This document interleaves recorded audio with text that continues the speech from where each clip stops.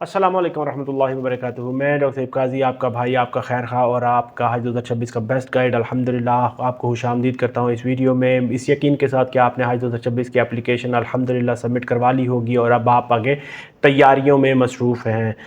इन्हीं हज एप्लीकेशन के रजिस्ट्रेशन के दिनों में एक जुमला आपने कसरत से सुना होगा जो कि है पहले आइए पहले पाइए। तो बहुत ज़्यादा प्यारे मीठे हाजी भाई बहन बुजुर्ग जो है इसके बारे में वो उनके ज़हन में सवाल आते हैं कि ये पहले आइए पाइए का मतलब क्या है और ये हुकूमत ऐसा क्यों करती है।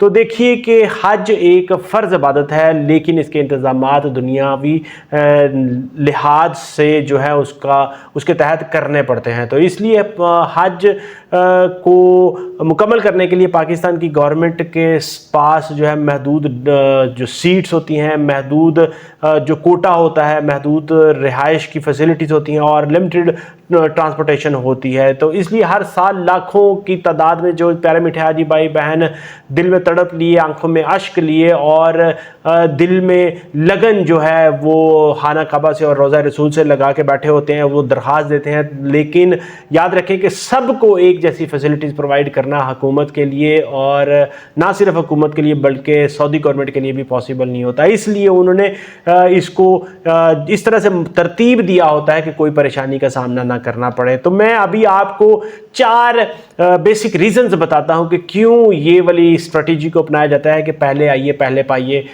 जो है उसको जुमले को यूज़ किया जाता है। सबसे पहले बात ये है कि जो लोग संजीदा हैं, जो दिल में तड़प लगते हैं, लगन रखते हैं, वो सबसे पहले कदम उठाएं और अपनी एप्लीकेशन जो है उसमें जमा करवाएं। दूसरे नंबर पे जो फिर एप्लीकेशन जमा करवा देते हैं उनको बेहतर रिहाइश मिल जाए, उनको करीब होटल मिल जाए और उनको सहूलतें उस तरह से मुहैया की जाएं जिस तरह से उन्होंने रजिस्ट्रेशन करवाई है। तीसरा वजह जो बहुत ज़्यादा ज़रूरी है कि वो एक तरतीब जो है वो बनी रहे कि जिसने पहले एप्लीकेशन जमा करवाई है उसकी पैसे पहले जो है जो बुलावा हो, उसकी पहले हाज़िरी हो, उसकी पहले अलॉटमेंट हो जाए, उसको करीब जो है वो जगह मिलती जाए। जितने लेट करवाते जाएं उतना उनको फिर दूर दूर उनके इंतजामात उस तरह से किए जाएं। और चौथी सबसे बड़ी वजह यह है कि आखिरी लम्हात की जो भाग दौड़ है ना कि किस तरह से मैनेज करें, क्या करें, कब किया, कैसे किया, उसकी जो है ना उससे बचा जा सके। तो हर पूरा सिस्टम एक तरतीब से जो मुनज़्ज़म तरीके से हो जाए। जो पहले करवाएंगे उनकी रिहाइश गाहें करीब होंगी, फैसिलिटीज़ अच्छी होंगी, हरम के करीब होंगे,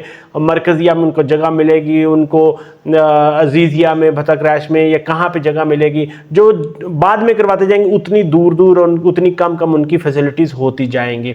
तो इसलिए याद रखें कि ये तैयारी सिर्फ और सिर्फ पैसों की नहीं, ये तैयारी जो है असल में आपके दिल के अंदर लगन, तड़प और मोहब्बत की तैयारी है और आपको तलब कितनी है खाना काबा की, रोज़ा रसूल की।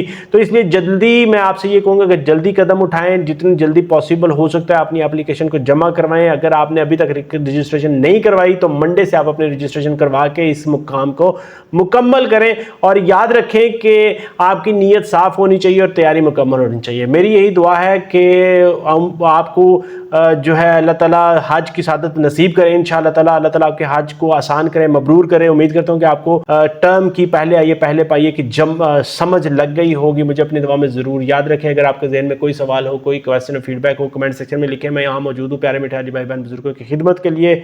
इजाज़त चाहूँगा। अस्सलामु अलैकुम रहमतुल्लाहि व बरकातुहू।